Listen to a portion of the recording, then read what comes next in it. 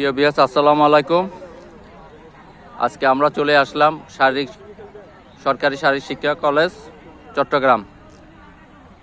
তারুণ্য উৎসব 2025 উদযাপন উপলক্ষে জাতীয় গোল্ড কাপ ফুটবল টুর্নামেন্ট বালক ও বালিকা 17 আজকের খেলায়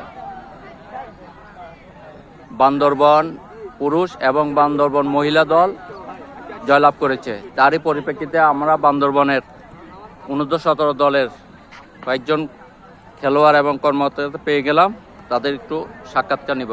বলো ভাইয়া। আসসালামু আলাইকুম, আমার নাম সুডান আর ব্ল্যাক ভাই কেলি।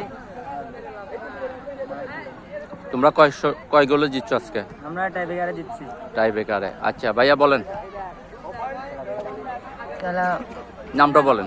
আমার নাম মোহাম্মদ আবুল কাশেম, আমি খেলা দেখতে যাচ্ছি। আচ্ছা, মহানগর বান্দরবন দোনোটা পাটাপাটি খেলা হয়েছে।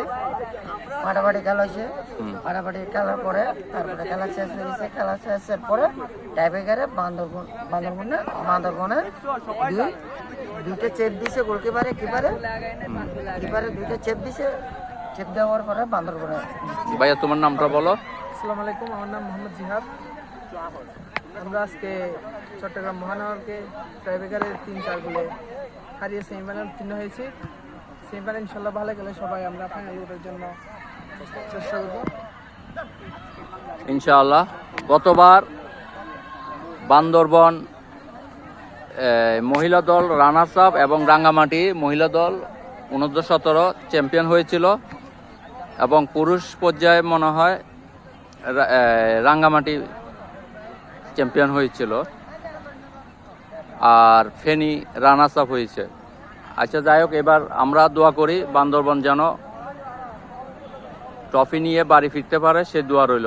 ওকে, সবাই দোয়া করবেন আমাদের জন্য। ইনশাআল্লাহ সবাই আমার চ্যানেলের সঙ্গে থাকবেন অবশ্যই। আসসালামু আলাইকুম।